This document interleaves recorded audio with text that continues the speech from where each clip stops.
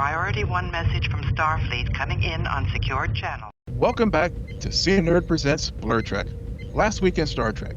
I'm your host, Will, bringing you the biggest news in the Star Trek universe for the last week. And also in this episode, I'm going to be talking about some of the top stories and the rough patches from 2025, and also give a preview of what's coming in 2026. So whether you're a lifelong Trekker or a casual fan just dipping your toes into the Alpha, Delta, Beta, or Gamma quadrants, I've got you covered. So let's start with the first big story from the week, and that is the Strange New World casting of Sulu and Bones. That is correct. Paramount Plus has confirmed that actor Thomas Jane will play Dr. Leonard Bones McCoy, and Kai Murakami will play Hikaru Sulu in the final episode of Star Trek Strange New Worlds.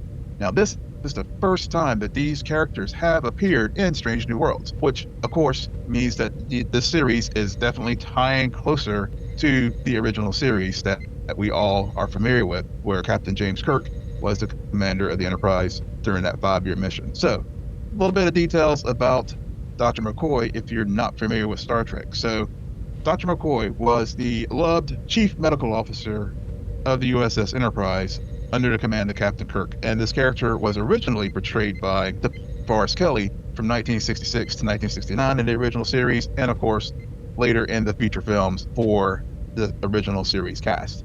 Now, the role is being undertaken in Strange New Worlds by Thomas Jane. Folks who may be familiar with Thomas Jane's work from The Expanse, that was on the Sci-Fi channel, and then later on Amazon, and then where he played Detective Miller. And then, of course, he also did a lead turn as Frank Castle as the Punisher in that movie, as well as playing roles in Boogie Nights, and he was also the lead on the HBO series Hum.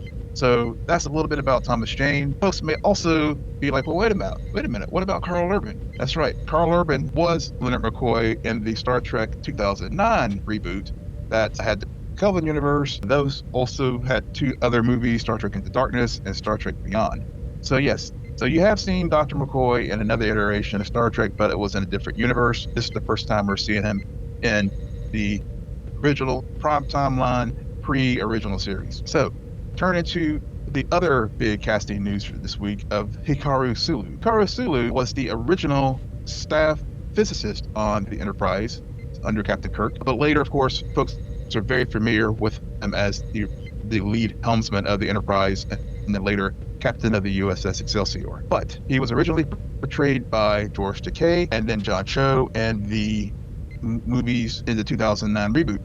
But in Strange New Worlds, relatively new actor, at least to television here in the United States, Kai is taking over the role made famous by George Takei and then later by John Cho. He comes to us from the Royal Shakespeare Company, where he played in the critically acclaimed Olivier award-winning stage show called My Neighbor Totoro, and he also will be in the series finale for Strange New Worlds. So again, big news in the Star Trek universe as far as what we will see in the final episode of Strange New Worlds.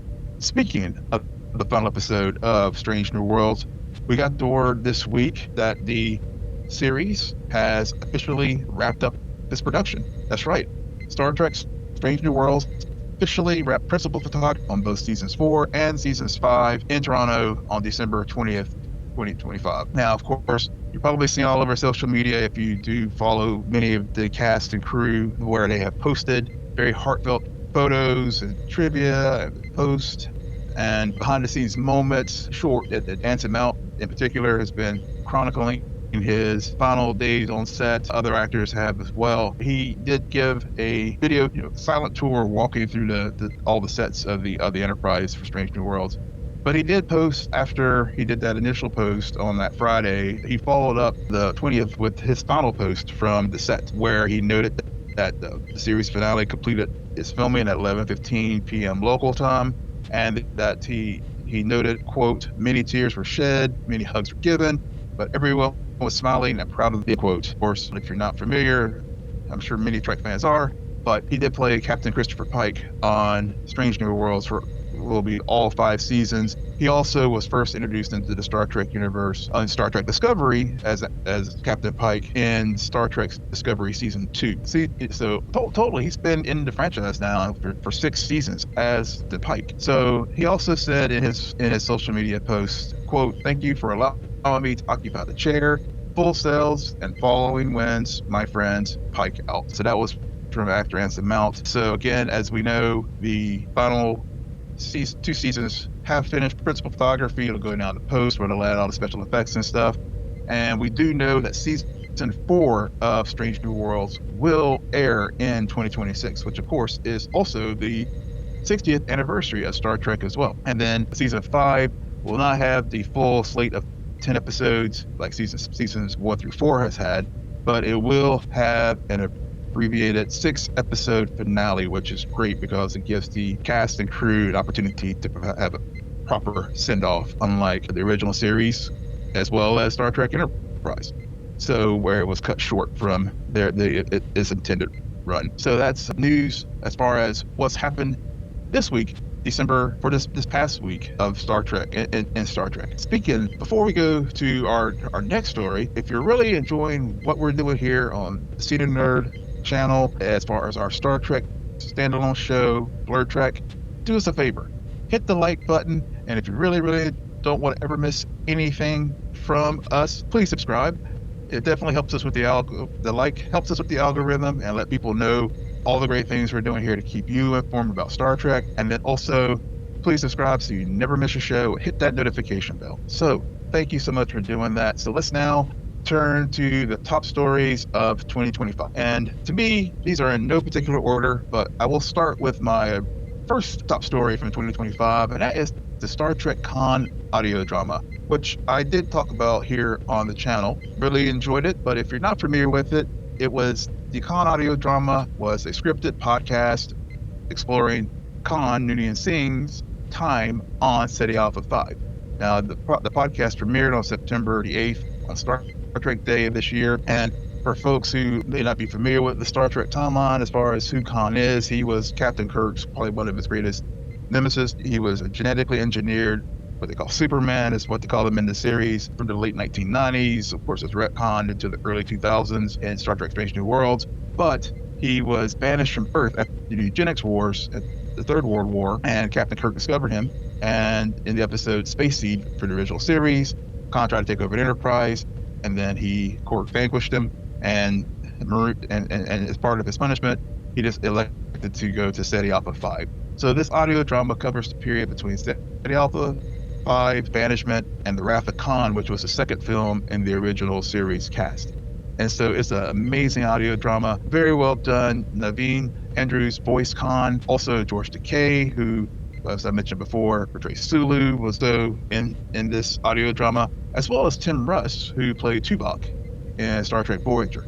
So I won't get into any spoilers here about what was in the audio drama, other than that if you're a fan of Khan, definitely check it out. So it was a 9-episode audio drama. They're all available wherever you get your podcast. Primarily I listen to it on Spotify, but you can also check it here on YouTube, as well as Apple Podcasts as well. But moving to the next story from 2025, and that was the final completion of the Paramount Skydance merger. And of course, what was the fallout from that merger? So the approval of that merger was finally consummated this year, 2025, and it definitely reshaped the corporate leadership structure for Star Trek.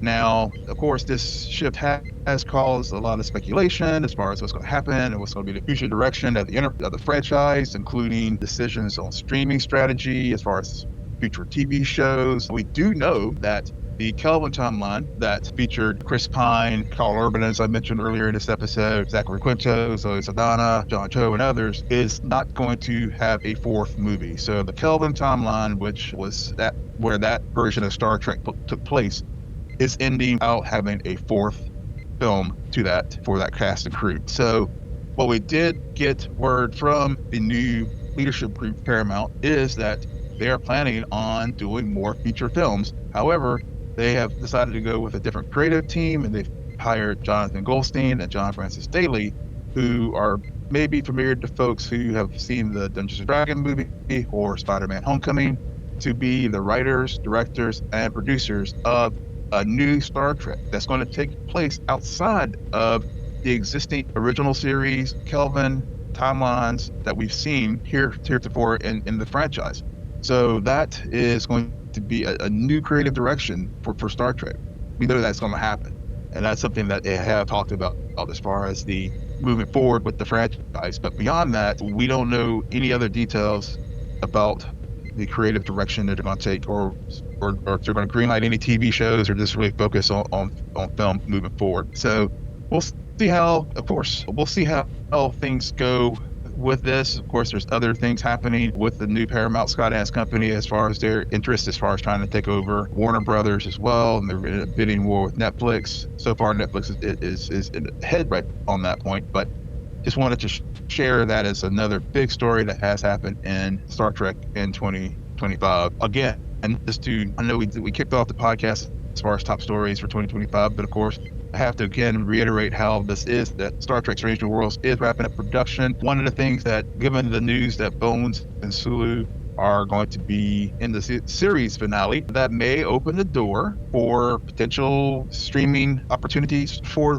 those characters, with Paul Wesley, who has portrayed James D. Kirk in Strange New Worlds, for a potential new series. So a lot does depend on over how people react to these next two seasons of Strange New Worlds, and if the numbers justify it, as Henry Alonso Myers, who's the co-showrunner of Star Trek Strange New Worlds, has talked about, if fans really hit the ground as far as watching the show and they stick the landing and is well received, maybe the new ownership group will continue the journey with Paul Wesley as Captain Kirk, and the rest of the cast as far as Ethan Peck and Celia moving over as far as Uhura, and of course now we have a new Bones and a new Sulu, and of course we have a new Scotty as well. Maybe we'll get that as far as a streaming show moving forward, but we'll see what happens there. And then of course the last big story that we had from 2025, Star Trek Starfleet Academy finally did drop a trailer, finished production on its first season, was greenlit for a second season, and of course will be premiering in January, with 2 episodes on January 15th on Paramount Plus. So, of course, this show is a continuation of the prime timeline that we've had in the past. Currently, it's set in the 32nd century as another spin-off of Star Trek Discovery, and it will be, of course, aims to bring in a younger audience, focusing on the Academy in the 32nd century. So that's what's going on. And then the other story that we had this year, of course, was the streaming movie of Section 31. It dropped earlier this year. People had a lot of reactions about it, and I'll touch on my thoughts on it here in a second. But that was another, at least under the prior administration for Paramount, that was their hope to kick off a maybe not get Star Trek on the feature films as far as in the theater, but do have feature length films on the streaming platform. And Star Trek Section 31 was an example of that. But that will now move me to the worst Star Trek stories of 2025. And again, this is not any particular order, but given that I was just talking about Section 31, it's probably the best of Trek and the worst of Trek, just to be honest. I mean, I commend the franchise for trying something different. It's very clear Section 31 was not well received by fans or critics. It had, it does have its fans, and for folks, I'm not telling people what you should like or what you should not like. It just didn't work for me. And I think part of what didn't work for me, and I've talked about it here on the channel, is the simple fact that it was clear that this was intended to be a series, but then because of the hot hand of Michelle Yeoh, winning an Oscar for Everywhere All at Once, they were like, let's at the end of the day, this is a business. And so they took the business route of repackaging this and taking advantage of Michelle Yeoh, and she was definitely on board with this project from the get, and made repackage what was originally intended probably to be a series into a feature length film that just did not do justice to her as an actress, to the cast, and it tried to mush that into a story, and not really sure if it was trying to be a spy thriller that Section 31 was, or a high camp fun, loose thing, but that mixed tonal message just it was just a hard watch, just to be candid. I won't belabor the point, but yeah, that was definitely one of the low lights for 2025. Another huge low light that I am pissed off about, quite frankly, this show is getting treated this way as Star Trek Prodigy is leaving Netflix at the end of this month, 2025, December 31st, 2025. So if you haven't seen Star Trek Prodigy, go watch it. It's not a kid's show. It's a Star Trek show for everyone, really. And if you have it on physical media, that's great, because unfortunately, given that it has now been canceled by 2 networks, first Paramount Plus, and then thankfully Netflix picked it up for the 2nd season, we don't know where it's going to go. And so if you have the physical media, that's great, and enjoy it for what as much as you can.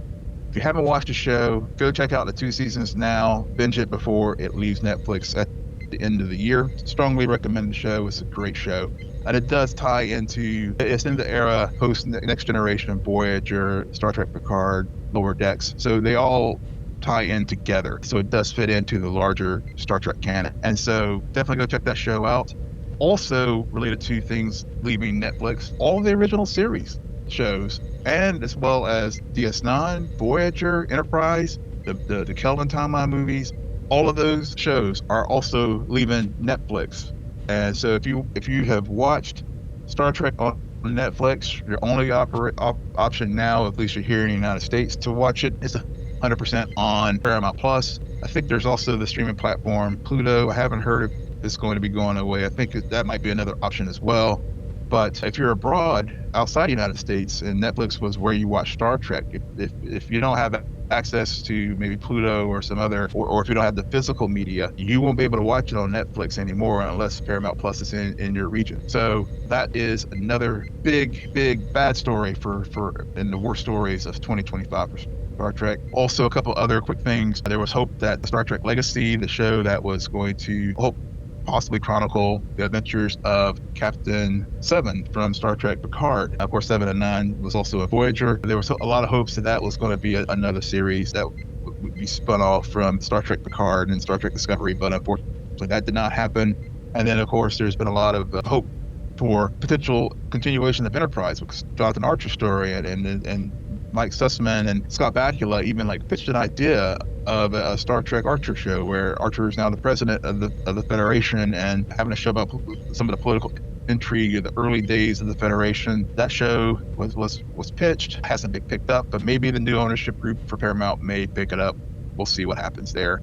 Also, another thing from the fallout from the merger between Paramount and Scott is the licensing deals. Some of the licensing deals are now just too expensive for companies out there. So companies like Hero Within and some others are not renewing their licenses. And so a lot of the Star Trek merch that you see what I'm wearing now and the other things that people get from those companies will not be available from those platforms anymore. So that's one of the fallouts from the merger. And then also fans are very concerned, quite frankly, of the ideas of the new ownership group. This, for folks who are not familiar with Larry and David Ellison, Larry Ellison owns the company Oracle, and one of the richest people in the world.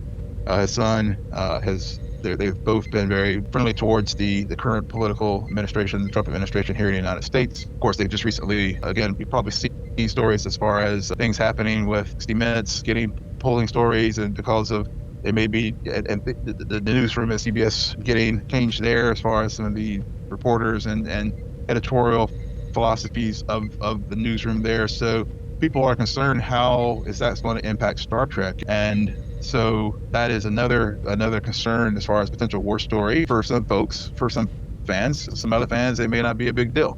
But that is something that is a big concern for many fans in the fandom, and you've seen it on social media. I mean, there's been a lot of folks who have canceled their Paramount Plus memberships because they are concerned with the direction that the Ellisons have taken the company, and so people speak with their pocketbooks, which is a very fair thing to do. So that's another thing that was a potential war story. And then last is fan frustration with Strange New Worlds shortened season. Of course, they did just wrap the 5th and final season. As far as production, of course, it will air in the future, but it's again bittersweet. It was great that they were able to finish out the 5-year mission, but it's an abbreviated 5-year mission, so every episode really is going to have to count. But those were the best and worst top stories from 2025. If I miss anything, let me know in the comments below.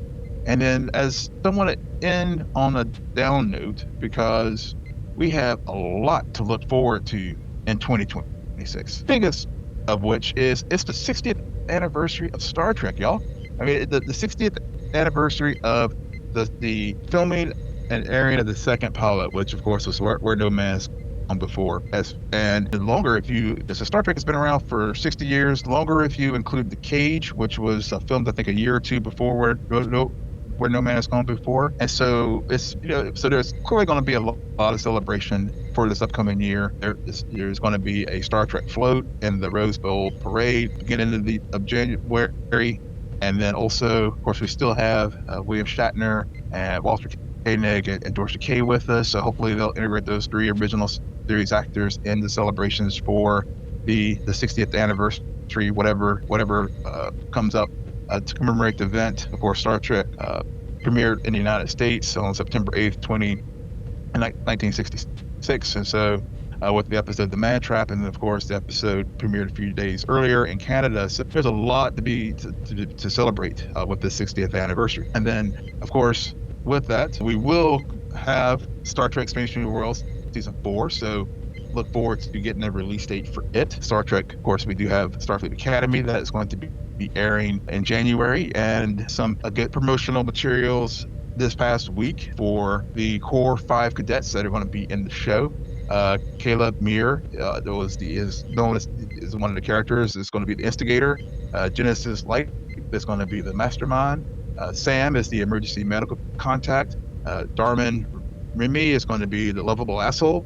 And Jaden Krog is the ride or die. So those are the 5 main characters for Starfleet Academy. And of course, we know Holly Hunter is going to be the captain and a chancellor of the academy. And of course, Robert Picardo is going to be the emergency medical hologram doctor from Voyager. We got confirmed that it's the original EMH from Voyager, not a reboot of that character.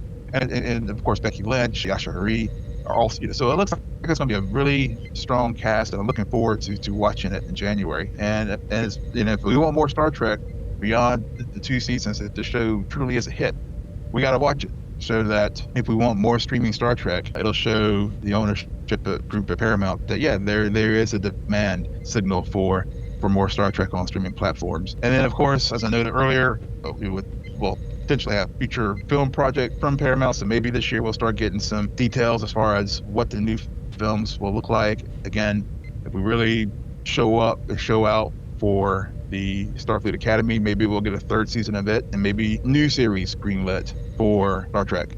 And then there's also there's a few fan projects that are out there. One is going to be a film from the Roddenberry organization that is making a documentary of the Sulu fan film that was made back in the 1980s. They were able to pull that together. They got the original folks who helped make that fan documentary back in the day for this feature documentary. It's premiering early this year at Tribeca Film Festival, and also will be streaming. So there is a lot of just amazing things happening in the Star Trek universe. And I would love to hear from you what you thought about were your top stories for 2025. Also, what are you looking forward to in 2026? So that is the final episode for Last Week in Star Trek for 2025. So much change, so much legacy, so many new frontiers on the horizon. But let me know your thoughts in the comments below. What are you most excited for in the future? And as always, thank you for watching. Live long and prosper.